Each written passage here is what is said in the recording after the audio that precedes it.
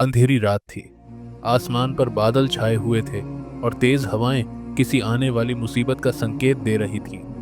जंगल के किनारे एक टूटी फूटी झोपड़ी में एक बूढ़ा किसान रामू अधमरी हालत में पड़ा था। उसका शरीर कमजोरी और भूख से बेहाल था।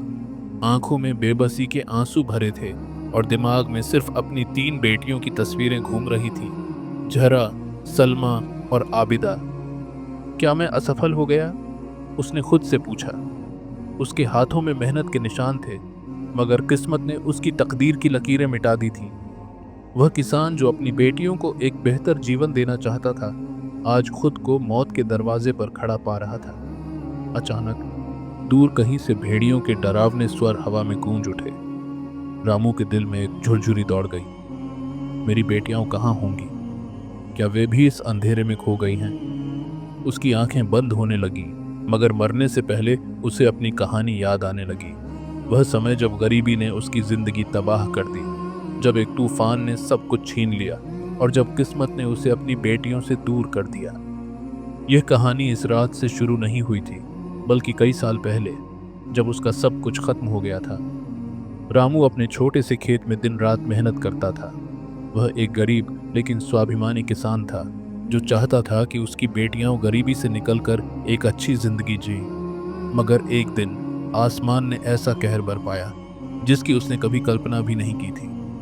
काले बादल घिर आए, हवा आंधी की तरह चलने लगी और फिर अचानक बारिश ने कयामत बनकर धरती पर चोट की। कुछ ही घंटों में रामू का खेत पानी में डूब गया। वह खेत जो उसकी जिंदगी का सहारा था, खत्म हो गया था। भूख बढ़ने लगी और घर के बर्तन खाली होने लगे।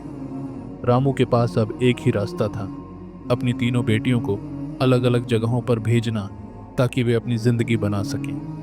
बेटियों ने पिता के पैरों में बैठकर गिड़गिड़ाया, मगर गरीबी के सामने उनके आंसू भी बेबस थे।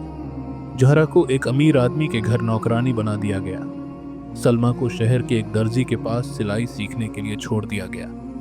आबिदा को काम के बहाने एक दूर के इलाके में भेज दिया गया, मगर रामू को यह नहीं पता था कि वह वास्तव में तस्करों के हाथों में जा रही है। यह सिर्फ उनके बिछड़ने की कहानी नहीं थी, यह एक पिता की परीक्षा की कहानी थी। अमीर के महल में जहरा को उम्मीद थी कि उसे अच्छा व्यवहार मिलेगा, मगर यह उम्मीद जल्द ही डर में बदल गई। अमीर का बेटा शहबाज उस पर बुरी नजर डालने लगा। अगर यहां रहना है तो मेरी बातें माननी होंगी, शहबाज ने दरवाजा बंद करते हुए कहा। जहरा डर से कांपने लगी। वह एक किसान की बेटी थी, मगर उसकी इज्जत ही उसका सबसे बड़ा धन थी। वह वहां से भाग निकली, मगर कहाँ? वह जानती थी कि अगर एक बार वह बाहर निकल गई तो यह दुनिया उसे जिंदा नहीं छोड़ेगी। सलमा दर्जी के काम में कुशल होती जा रही थी, मगर जब उसने अपनी पहली तनख्वाह मांगी तो मालिक ने हंसते हुए कहा, तनख्वाह? लड़की, तुम्हें यहाँ काम सीखने दिया, यही बहुत है। सलमा का खून खौल उठा।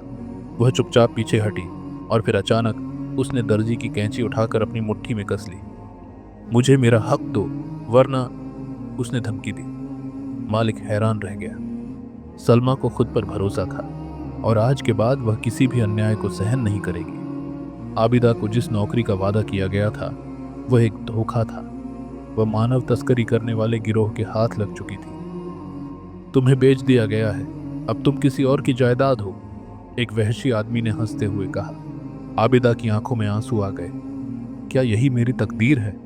मगर नहीं, वह हार मानने वालों में से नहीं थी। जब रामू को अपनी बेटियों की हालत का पता चला तो वह खुद उन्हें बचाने निकल पड़ा। उसके पास न दौलत थी न ताकत, मगर उसके सीने में एक पिता का दिल था।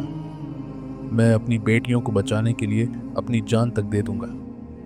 यह सफर उसे मौत के दरवाजे तक ले आया, मगर एक पिता अपनी आखिरी सांस तक लड़ने को तैयार था।